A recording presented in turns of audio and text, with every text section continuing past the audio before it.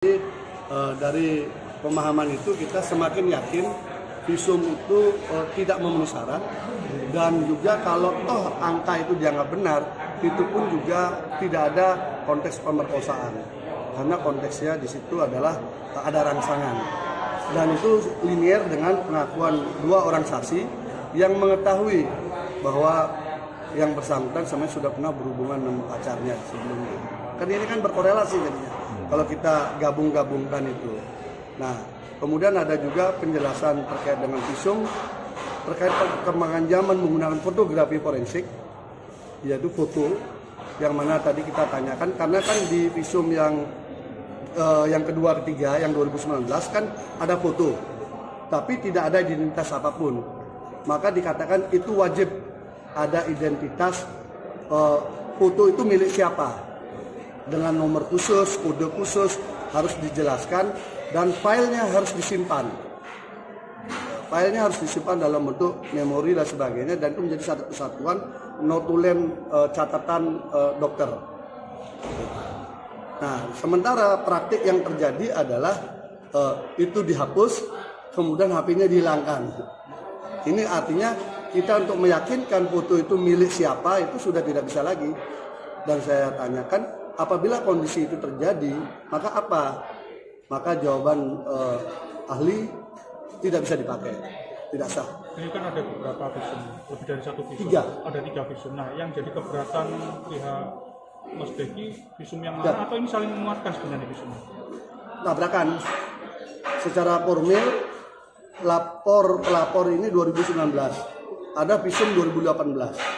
Sementara syarat untuk melakukan visum itu adalah orangnya harus melapor dulu korban, baru berproses. Bagaimana 1 tahun sebelumnya sudah ada visumnya, itu satu. Otomatis ini yang dipakai jaksa di dakwaan. Tetapi di persidangan jaksa menggunakan yang 2019. Di 2019 ada 2 visum. Satu dibatalkan dengan surat pernyataan, lalu diterbitkan visum. Tetapi visum yang terbit ini tidak membatalkan visum sebelumnya secara hukum. Sementara detailnya pro justisia. Dan ada kesalahan tanggal, kesalahan rujukan surat. Jadi 3 visumnya memang nggak memenuhi syarat. Lalu untuk meyakinkan lagi, JPU mengambil rekam medik, disita rekam mediknya. Ternyata rekam mediknya tadi kita tanyakan soal fotografi forensik itu melanggar juga. Jadi akhirnya memang secara totality visum memang tidak bisa menjadi alat bukti surat untuk dikasih Mas Beki. Kesimpulannya adalah kalau tidak ada unsur paksaan, artinya ini suka sama suka atau bagaimana kalau dari sisi Mas? Enggak, itu berarti si korban yang divisum itu robeknya itu karena dia terkena rangsangan. Ini linier dengan kesaksian yang sebelumnya. Ada 2 saksi mengatakan mengetahui bahwa yang bersangkutan pernah berhubungan dengan pacarnya sebelumnya. Nggak ada hubungan dengan Mas Beki. Istilahnya Mas Beki ini disuruh nanggung jawabi perbuatan orang lain. Itu posisinya. Kan ada saksi sebelumnya nih yang dihadirkan. Bahkan saksi itu menghadirkan chatting yang diajak si korban dengan dia tahun 2014. Disaksikan di sidang, dihadirkan. Dilihat itu dialognya. Itu. Artinya Mas Beki nggak mengakui kalau ada persetujuan? Lah, memang peristiwanya nggak ada. Kalau urusan peristiwa kan ada 2 peristiwa. Dua peristiwa ini pun juga locus delicti dan modus delictnya sudah nggak ketemu. Makanya sangat jelas, terang. Memang nggak ada peristiwanya. Tapi peristiwa itu dipaksakan dengan alat bukti kesana kemari digabungkan. Akhirnya di sini bubar. Tidak berkorelasi. Contoh, yang peristiwa pertama, ada 3 waktu, orang bersama-sama naik mobil yang sama, berangkat. Saksinya dihadirkan di sini saksi fakta. Ketemu 3 waktu, habis maghrib, jam 10 malam, dan jam 8 pagi. Sama-sama satu mobil, aneh kan? Nah, kita tanya supirnya. Supirnya bilang pagi. Clear. Berarti tidak ada peristiwa malam. Pelapor dengan gengnya mengatakan malam. Malamnya ada 2. Mungkin kurang koordinasi. Yang satu ngotot maghrib, yang satu ngotot jam 10 malam. Kan kurang koordinasi berarti kan bikin skenario ini. Yang kedua, peristiwa kedua jam 2.30 pagi. Si korban mengaku menunjukkan WA kepada saksi A. Saksi A mengatakan tidak pernah ada, tidak pernah ketemu, apalagi melihat WA-nya. Kedua, saksi korban mengatakan bahwa dia diantar naik motor jam 2.30 oleh nama B. Si B dihadirkan di sidang nggak pernah, dan sampai sekarang pun belum pernah bonceng yang bersangkutan. Adik kelasnya jauh, namanya dicatat. Yang ketiga, saksi korban mengatakan dia ketemu dengan orang di situ yang menyuruh dia masuk ruangannya Mas Devi. Itu pun juga mengatakan nggak ada peristiwa itu jam segitu. Artinya apa? 3 nama yang dicatat di peristiwa kedua oleh korban, 3-tiganya mengatakan nggak ada. Masa Mas Devi yang tanggung jawab? Ya jangan dong. Nah tinggal sekarang berani nggak hakimnya gitu aja. Tentang penegasan ada dari pendapat ahli. Iya, tidak memenuhi syarat. Tidak dapat sebagai Tidak bisa dipakai sebagai visum sebagai alat bukti surat. Karena tidak memenuhi syarat. Tidak memenuhi syarat formil dan material. Jadi bukan atau, dia tegaskan syarat itu harus 2, syarat formil dan material. Salah satu tidak terpenuhi maka tidak memenuhi syarat. Termasuk juga notulen catatan mediknya itu juga tidak memenuhi syarat karena fotografi forensiknya melanggar aturan. kalau dari ini tadi ahli kan dari dokter ya. Ya, dokter. Kalau dari segi kedokteran itu emang bisa nggak bahwa hasil kesimpulan dokter itu bisa direvisi atas permintaan penyidik? Dia katakan kalau sudah di launching yang namanya visum itu tanggung jawab dokter harus mempertahankan. Karena itu dia harus hati-hati sejak awal untuk menjaga kualitas visumnya, hasil pemeriksaannya. Sampai dia bilang, kalau saya langsung jaga, saya ketik sendiri, saya periksa sendiri, sudah pasti cocok dengan hasil pemeriksaan saya, baru saya tekan. Jadi, sampai dia tegaskan begitu, memang harus begitu buat visum. Jangan bisa berubah-ubah, karena apa? Satu, ada pro justisia, kedua, dia sudah di launching, kemudian beberapa bulan kemudian diubah dengan alasan salah ketik. Itu sangat berbahaya bagi orang mencari keadilan. Gitu. Membahas soal visum. Dari saja ahli yang dihadirkan dari ahli apa Pak? Ahli forensik dan memang ahli membuat visum. Jadi mengurai bagaimana cara membuat visum yang baik, benar dan tepat untuk bisa digunakan pro justisia. Tadi ada keterangan bahwa ada penyesuaian visum salah ketik atau gimana? Ya, itu kan dalam fakta persidangan kan terungkap ada 3 visum berbeda, terus kemudian ada kesalahan administratif, rujukan surat, tanggal surat, semua isinya. Jadi akhirnya tadi saksi ahli mengatakan bahwa visum et repertum itu karena menganut pro justisia maka harus memenuhi syarat formil dan material.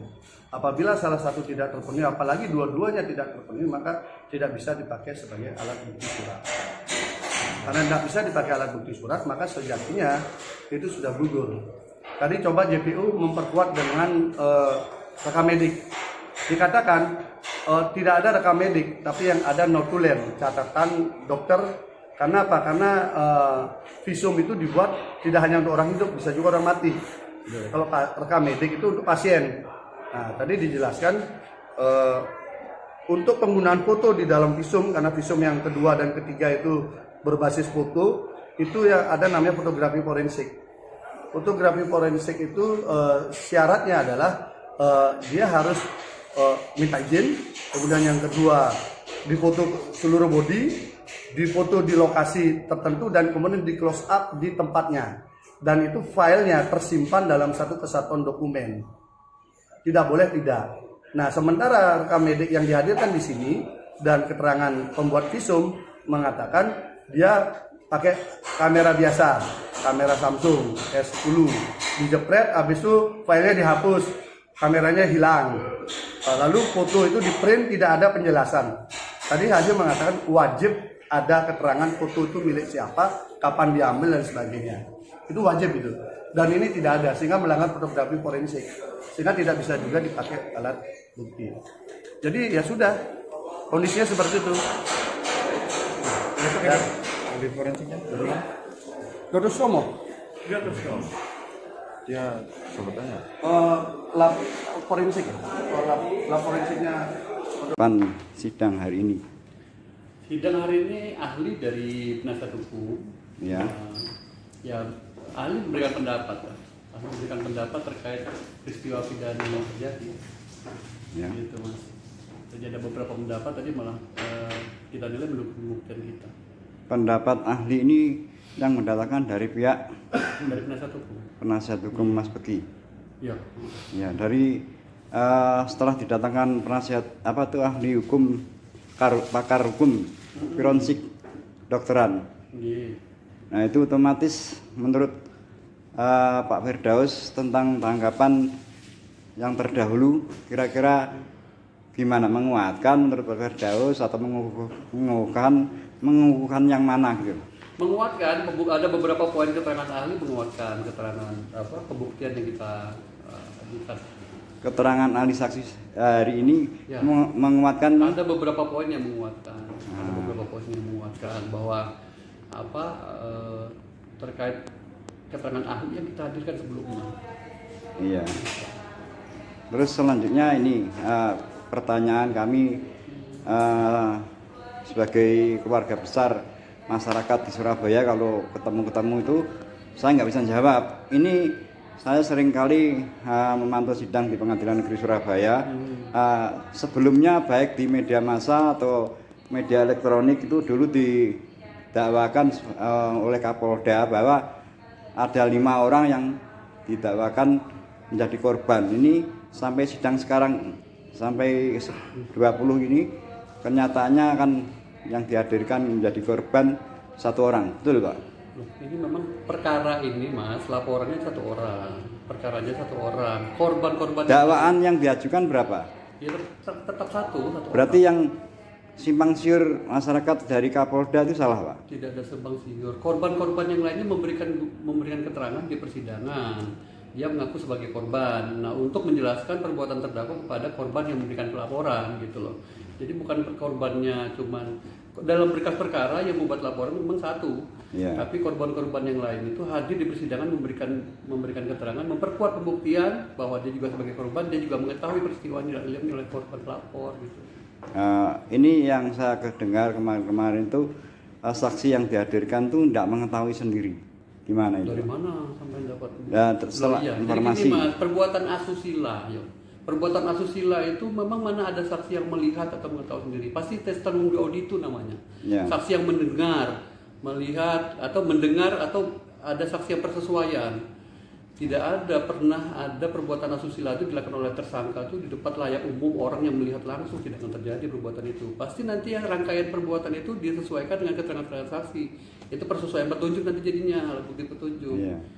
Tuh. Terus saksi yang sebagai menurut PH itu saksi kunci yang dimintakan supaya hadir membuka perkara ini dengan jelas. Seperti apa ini nggak bisa dihadirkan? Nggak ono saksi kunci, keterangan saksi kunci itu nggak ono Mas.